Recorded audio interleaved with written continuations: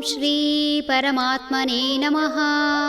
ಶ್ರೀಮದ್ಭಗವದ್ಗೀತಾ ಅಥ ನವಮೋऽಧ್ಯಾಯಃ. ರಾಜವಿದ್ಯಾ ರಾಜಗುಹ್ಯಯೋಗಃ. ತೇ ತಂ ಭುಕ್ತ್ವಾ ಸ್ವರ್ಗಲೋಕಂ ವಿಶಾಲಂ ಕ್ಷೀಣೇ ಪುಣ್ಯೇ ಮರ್ತ್ಯಲೋಕಂ ವಿಶಂತಿ. ಏವಂ ತ್ರಯೀಧರ್ಮಮನುಪ್ರಪನ್ನಾಃ ಗತಾಗತಂ ಕಾಮಕಾಮಾ ಲಭಂತೆ. ಹೀಗೆ ಸ್ವರ್ಗ ಸುಖವನ್ನು ಸಾಕಷ್ಟು ಅನುಭವಿಸಿ ಪುಣ್ಯವು ಕ್ಷೀಣವಾದ ಕೂಡಲೇ ಪುನಃ ಈ ಕರ್ಮಭೂಮಿಗೆ ಹಿಂತಿರುಗುತ್ತಾರೆ.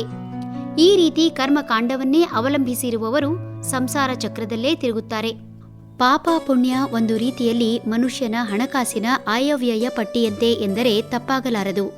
ಇಂದು ಸಾಕಷ್ಟು ಜನರು ದುಡಿಯುವುದಕ್ಕೆ ಒಂದು ದೇಶ ಹಾಗೂ ವ್ಯಯಿಸಲು ಪ್ರಪಂಚದ ಇತರ ದೇಶಗಳನ್ನು ಆಯ್ಕೆ ಮಾಡಿಕೊಳ್ಳುವುದನ್ನು ಕಾಣಬಹುದಾಗಿದೆ.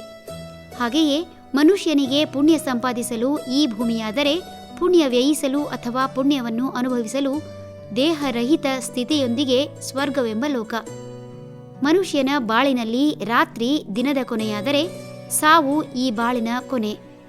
ದಿನದ ಸಮಯದಲ್ಲಿ ಚೆನ್ನಾಗಿ ದುಡಿದು ಬದುಕಿಗೆ ಬೇಕಾಗುವಷ್ಟು ಬಟ್ಟೆ, ರೊಟ್ಟಿ ಹಾಗೂ ಇರಲೊಂದು ಸೂರು ಮಾಡಿಕೊಂಡರೆ ಆತ ರಾತ್ರಿ ಸುಖವಾಗಿ ನಿದ್ರಿಸುವ ಮೂಲಕ ಸ್ವರ್ಗ ಸುಖ ಪಡೆಯಬಲ್ಲ.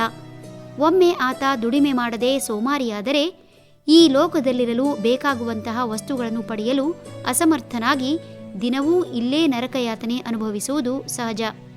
ಹಾಗೆಯೇ ಈ ಜೀವಿತಾವಧಿಯಲ್ಲಿ ಒಂದಿಷ್ಟು ಪುಣ್ಯದ ಕೆಲಸ ಮಾಡಿದರೆ ಜೀವನದ ನಂತರ ದೇಹರಹಿತವಾದ ಯಾವುದೇ ಬಾಧೆ ಇಲ್ಲದ ಸ್ವರ್ಗ ಸದೃಶವಾದ ಜೀವನ ಅವರದಾಗುತ್ತದೆ. ಯಾವಾಗ ಪುಣ್ಯದ ಖಾತೆ ಖಾಲಿಯಾಗಿ ಋಣಾತ್ಮಕ ಅಂಶಗಳು ಹೆಚ್ಚುತ್ತವೆ, ಆಗ ಕಾಯದೊಂದಿಗೆ ಮತ್ತೆ ಭೂಮಿಗೆ ಬರುತ್ತಾನೆ.